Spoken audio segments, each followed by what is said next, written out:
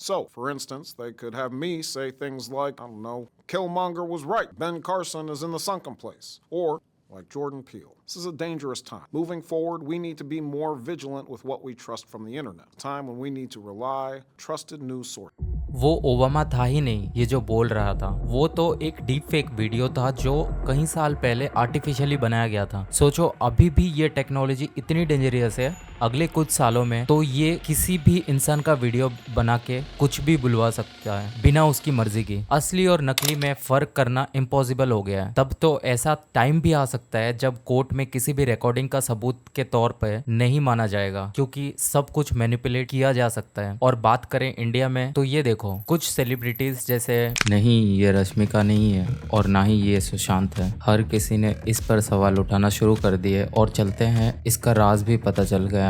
बहुत सारी रिसर्च करने के बाद उसकी असली वीडियो का राज ये खुला यूके में, जहां रहने वाली ज़ारा पाटिल था। लेकिन उसी वीडियो में इवन ज़ारा पाटिल को भी दुखी पहुंचा और ऑडियंस को देखने के लिए भी मजा आया। पर आप खुद सोचो क्या बीता होगा उस पर जो ये फेक वीडियो बनाया गया है। आप इमेजिन कर सकते हो। एक और वीडियो है जो अक्षय ने ये वीडियो बनाया है, 1 सेकंड में विराट कोहली और दूसरा सेकंड में आयरन मैन भी बन गया और इस पर इतना वायरल हो गया कि ये आनंद महिंद्रा ने भी इस पर ट्वीट किया था। और भी कुछ सेलिब्रिटीज जैसे आलिया भट्ट को भी टारगेट करके उन्होंने पिक्स वीडियो ऐसा बनाया गया है कि वो टोटली अनसेंसर्ड था, जहाँ पर लोगों को देखने का भी अच्छा नहीं लग रहा था। और इतने अश्लील वीडियो जो हमारे इंडियन क्रिएटर्स बना रहे हैं, इतने गंदे गंदे इशारे में इतने गंदे गंदे वीडियोस कौन बना रहा है? क्या तुम्हें पता लगा है? ये बस वही इंडियन क्रिएटर्स जो इसका गलत फायदा उठा रहे हैं, जो वायरल करने के लिए, जो व्यूज लेने के लिए और थोड़ा पैसा कमाने के लिए। ये सच्चाई में वर्थ है? बताओ कमेंट सेक्शन में वीडियो को पोस्ट करके। कटरीना कैफ, काजल,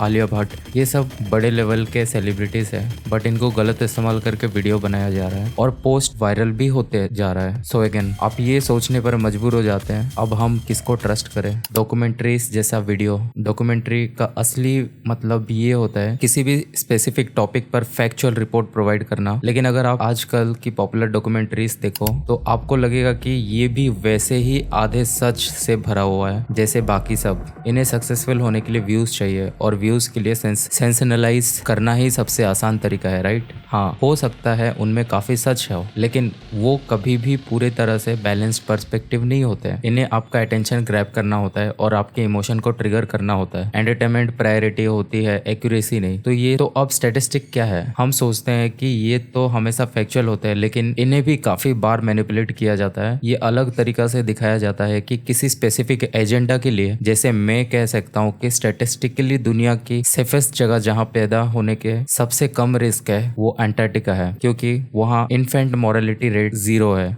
कभी कोई बेबी नहीं मरा। लेकिन मैं ये नहीं बोलूंगा कि वहाँ सिर्फ 11 बेबीज पैदा हुए हैं। ये स्टडीज के साथ भी होता है। कितने बार कोई स्टडी का रिजल्ट कोट कर देता है बिना देखे कि सैंपल साइज क्या था या किसने स्टडी फंड की और उनका इंटरेस्ट क्या था रिजल्ट्स में। इस वजह से हर दूसरे हफ्ते हम सुनते हैं कि ये चीज आपके लिए बुरी है और अगले हफ्ते सुनते हैं कि वो चीज आपके लिए अच्छी है। जैसे एक स्टडीज में ये तक पाया गया है कि औरत उन आदमियों को तरफ ज्यादा अट्रैक्टिव होती है।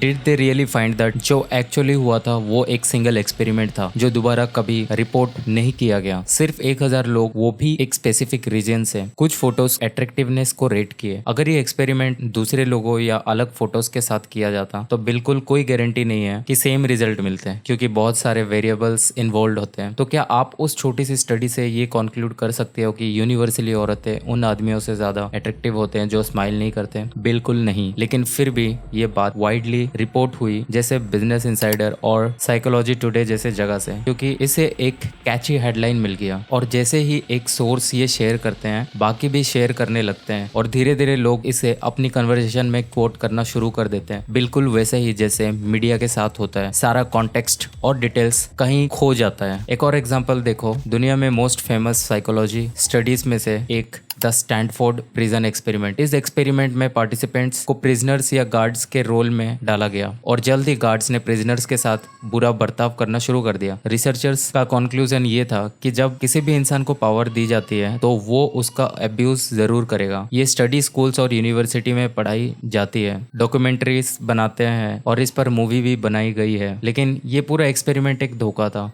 ऑडियो एविडेंस जो है दिखता है कि गार्ड्स को रफ बिहेव करने के लिए कहा गया था। एक प्रिजनर ने ये भी एडमिट किया कि उसने जानबूझकर एक ब्रेकडाउन फेक किया क्योंकि उसको जल्दी से एक्सपेरिमेंट से निकलना था एक एग्जाम के लिए, और उसने सोचा ये वही है जो रिसर्चर्स देखना चाहते हैं। तो कोई सरप्राइज नहीं है कि जब ये एक्सपेरिमेंट दोबारा रिपीट किया गया तो रिजल्ट काफी मैच नहीं हुए। फिर भी ये स्टडी फैक्ट के तौर पर कोट की जाती है। But of course, the problem is that just like with the media or even our own memories, there is always a bigger incentive to twist things to fit the narrative you want. क्योंकि अगर experiment कुछ नया और exciting नहीं दिखता तो उसमें story नहीं है और वो आपके करियर के लिए भी हेल्पफुल नहीं होगा। इसलिए रिजल्ट्स को ज़्यादा इंटरेस्टिंग और एक्साइटिंग बनाने के हर रीज़न होता है, एक्यूरेट होने का नहीं। लेकिन अब समस्या ये है, अगर हम ये कह रहे हैं कि हम वीडियोस और डॉक्यूमेंट्रीज पर ट्रस्ट नहीं कर सकते, स्टैट्स और स्टडीज पर भी भरोसा नहीं कर सकते, तो एकदम से आपको हर चीज को क्वेश्चन करना शुरू करना पड़ेगा। एक कोट्स है, ऑलमोस्ट सभी गलत तरीके से कुछ ही फेमस लोगों से एट्रीब्यूटेड होते हैं और कुछ रिव्यूज एस्टिमेटेड है कि आधे से ज्यादा रिव्यूज फेक होते हैं ताकि ज्यादा प्रोडक्ट्स बिक सके। और यूट्यूब जो हाईएस्ट रैंक्ड वीडियोस होती है वो इसलिए रैंक करती है क्योंकि उनका एसईओ बेस्ट होता है, एक्यूरेसी की वजह से नहीं। विकिपीडिया कोई भी कभी भी एडिट कर सकता है और मनी रियल नहीं है। अगर हम सब ये मान लेना बंद कर दे कि ये पेपर या स्क्रीन्स पर डिजिट्स कुछ मतलब रखते हैं तो वो कुछ भी नहीं बन जाएगा। और सेंस मैं ये कह सकता हूँ कि ये ऑरेंज कलर है, लेकिन हम दोनों शायद कभी कुछ बिल्कुल अलग देख रहे होंगे। एंड आवर चॉइस, ज्यादातर डिसीजंस हम इमोशन और कॉग्निटिव बाइसेस से लेते हैं, लॉजिक से नहीं। एंड आवर फीलिंग्स, मीडिया और एडवर्टाइजर्स हमेशा इन्हें मैनिपुलेट करते हैं और फिर आते हैं हमारी रियलिटी। यहाँ पर बात सच में वरिंग हो जाती है। सोशल मीडिया का उदय, एक डिजिटल क्रांति या असली दुनिया का खतरा। सोशल मीडिया का उदय काफी इंटरेस्टिंग है, लेकिन इसकी कहानी सिर्फ एक तरफ भरा सफर नहीं है। ये एक रिवोल्यूशन जैसा है जिसमें दुनिया भर के लोग एक दूसरे से कनेक्ट हो सके। लेकिन क्या इसकी असली पर्पस वैसे ही निर्दोष थी जैसे हम सोचते हैं? एक कंट्रोवर्शियल नजर डालते हैं इस डिजिटल दुनिया पर। शुरुआत से आज तक सोशल मीडिया की कहानी 1980s से लेकर 1990। ये वो दिन थे जब हम सोशल मीडिया के बात करते हैं तो हमें याद आती है पुरानी चैट रूम्स और फोरम्स जैसे यूजनेट और IRC। ये पहला प्लेटफॉर्म था जहां लोग एनोनिमस होकर अपने विचार शेयर करते थे बिना किसी लाइक के प्रेशर के। 2000 ईयर में सोशल नेटवर्क्स की बढ़ती लोहर, 6 डिग्रीज और फ्रेंडस्टर जैसे प्लेटफॉर्म आए, लेकिन इनका असली boom Facebook in the year of 2004 and Twitter 2006 के साथ आया। ये प्लेटफॉर्म ने यूजर्स को लाइक्स और फॉलोअर्स का एक नशा दिया। क्या ये सच में कम्युनिकेशन का सुधार था या एक रेस बन गया सेल्फ प्रमोशन का? सोशल मीडिया की परिभाषा असल में क्या है? ये यूजर जनरेटेड कंटेंट या सेल्फ ऑब्सेशन। सोशल मीडिया पर लोग अपने खुद का कंटेंट बनाते हैं, लेकिन क्या ये अपनी क्रिएटिविटी को दिखाने के जरिया है या सिर्फ अपनी जिंदगी को फिल्टर्ड और परफेक्ट दिखाने की एक कोशिश? इंटरेक्शन या फेक एंगेजमेंट, कमेंट्स, शेयर्स और लाइक्स दिखते हैं जैसे हम एक दूसरे से कनेक्टेड हैं, लेकिन असली जिंदगी में क्या हम इतने ही कनेक्टेड हैं जितना हम अपने स्क्रीन पे लगते हैं? सोशल मीडिया का असली मकसद डिजिटल दोस्ती या डाटा बेचने का जरिया, ग्लोबल कनेक्टिविटी या प्राइवेसी का अंत। सोशल मीडिया ने दुनिया को छोटा बना दिया। लोग अपने पुराने दोस्तों से कनेक्ट हो सकते हैं, लेकिन क्या हम सच में फ्री हैं जब हमारे पर्सनल डाटाज को कंपनी अपनी फ़ायदा के लिए यूज़ करती है? इन्फॉर्मेशन शेयरिंग या मिस इन्फॉर्मेशन का बाजार। हर कोई सोशल मीडिया को न्यूज़ और ज्ञान की जरिया मानता है, लेकिन फेक न्यूज़ और मिस कन्फर्मेशन की स्पीड से तो असली जर्नलिस्ट भी हार के हैं। क्या हम सच में ज़्यादा इन्फॉर्म्ड हैं या कंफ्यूज हो गए हैं कि सच क्या है? सोशल मीडिया के अच्छे साइड इफ़ेक्ट्स। Global connectivity. दुनिया के किसी भी कोने से दोस्तों और परिवार से बात करने का इतना आसान कभी नहीं था, लेकिन क्या हम इन वर्चुअल कनेक्शन के चक्कर में अपने रियल रिलेशनशिप को इग्नोर कर रहे हैं? क्रिएटिविटी और एक्सप्रेशन। हर किसी के पास अपने कला दिखाने का एक प्लेटफॉर्म है, लेकिन जब लाइक्स और कमेंट्स की प्रेशर हो, क्या क्रिएटिविटी सच में असली रहती है? Business operation. छोटे से छोटे बिजनेस को भी ग्लोबल रीच मिल सकता है, लेकिन ये भी सच है कि बड़े कॉरपोरेशन ने सोशल मीडिया के जरिए स्मॉल बिजनेसेस का मार्केट भी खा लिया है। Social movements. सोशल मीडिया ने मी टू और ब्लैक लाइव्स मैटर जैसे मूवमेंट्स का जन्म दिया, लेकिन ऑनलाइन सपोर्ट कितना असली था और कितना सिर्फ एक ट्रेंड था, ये सोचने वाली बात है। I guess I am right. And you are understanding better. Social media के नेगेटिव इफेक्ट्स, डिजिटल स्वर्ग या मेंटल हेल्थ का नरक, मेंटल हेल्थ का खतरा। स्टडीज ने दिखाया है कि सोशल मीडिया यूजर्स, खासकर यंग लोग, डिप्रेशन और कई तरह की बीमारी जैसे जूझ रहे हैं, जैसे FOMO, fear of missing out, ने सबका सुकून छीन लिया है।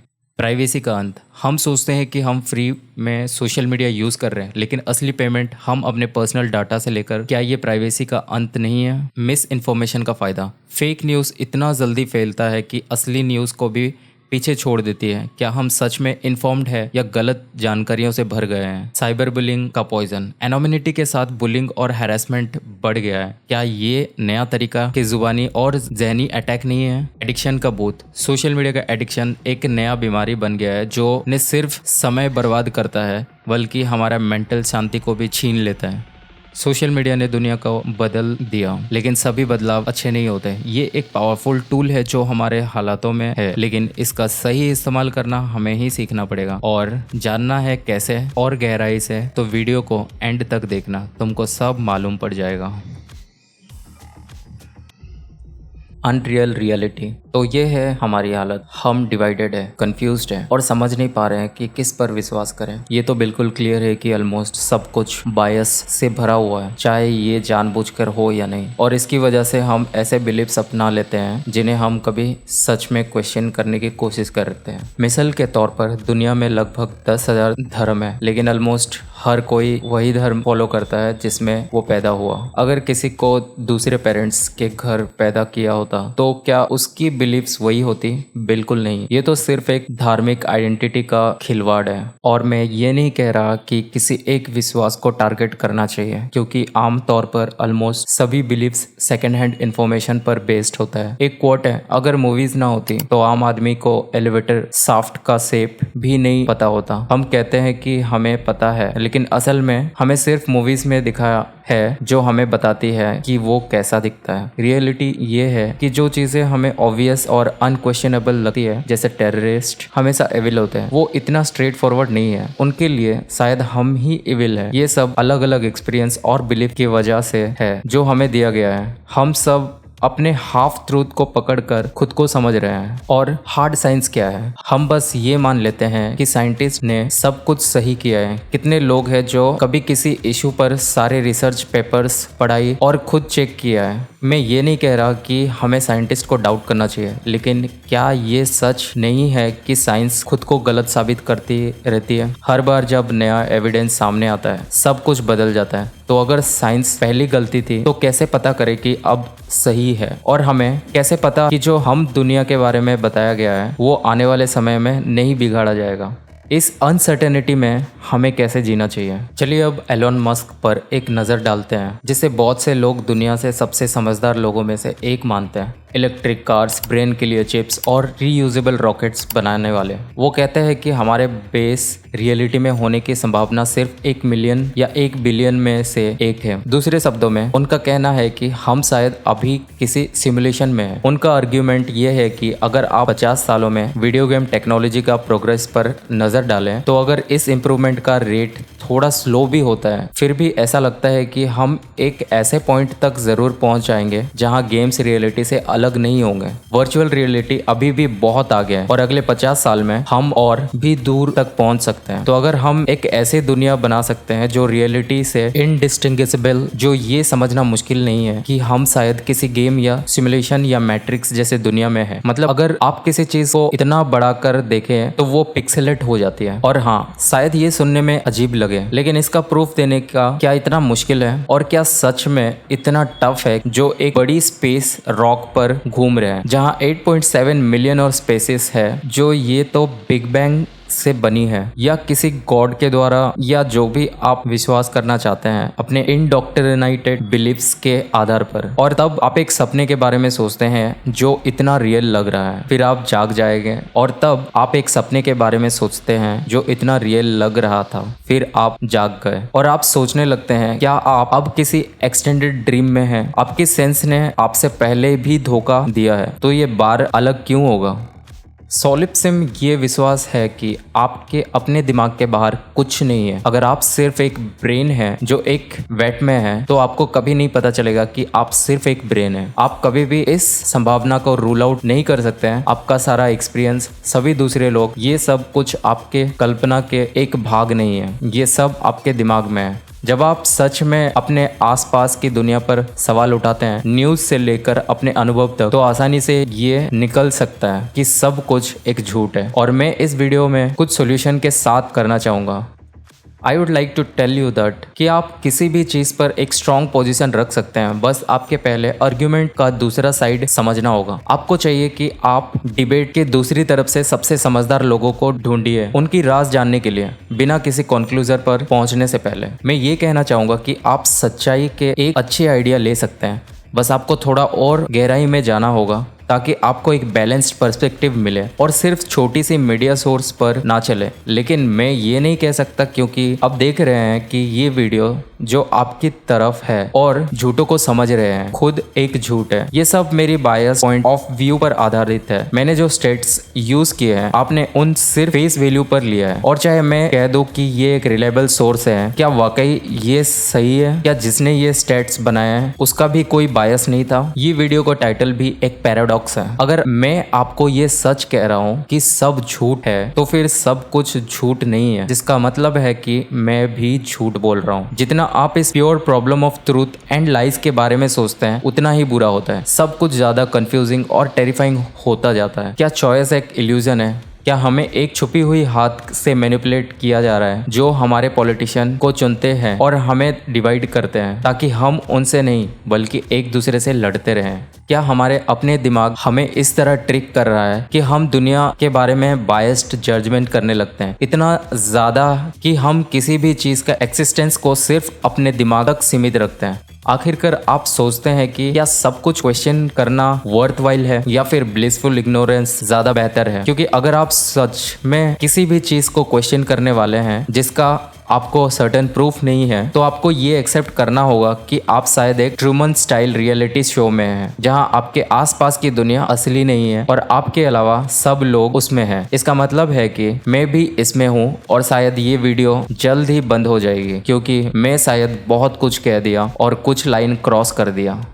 फेक न्यूज़ एक मशहूर कोट है जो कहती है, a lie doesn't get a chance to put its pants on before the truth has gone halfway around the world. इसका ये मतलब है कि सच को फैलाने में ज्यादा टाइम नहीं लगता, वो जल्दी और दूर तक पहुंच जाता है। झूठ शुरू में लोग मान भी ले लेकिन सच हमेशा जल्दी बाहर आता है और उससे ज्यादा ताकतवर होता है। ये एक तरीका है कहने का सच्चाई को हमेशा ऊपर हाथ मिलता है। जब झूठ कितना भी कोशिश कर ले आखिर में उसका पोल खुल ही जाता है। ये कोट अक्सर विंस्टन चर्चिल से जुड़ा होता है जो एक झूठ है। आयरनी ये है कि इस बात का कोई सबूत नहीं है लेकिन ये कोट खुद में कुछ सच्चाई रखती है क्योंकि एक MIT स्टडी ने दिखाया है कि फेक न्यूज असल न्यूज से 6 गुना तेज फैलती है। और ऑनलाइन जहां हर कोई कुछ भी बिना किसी सजा के पोस्ट कर सकते हैं, ये तो कोई हैरानी की बात नहीं है कि जो मीडिया हम देखते हैं वो झूठ से भरा होता है। असल में फेक न्यूज शब्द 2016 में मैसेडोनिया के छोटे से शहर से शुरू हुआ जहां छोटे बच्चे वेबसाइट्स बना रहे थे जो खुद को न्यूज सोर्स दिखाते थे लेकिन असल में बस फैब्रिकेटेड और सेंसेशनलाइज्ड कहानियां थी।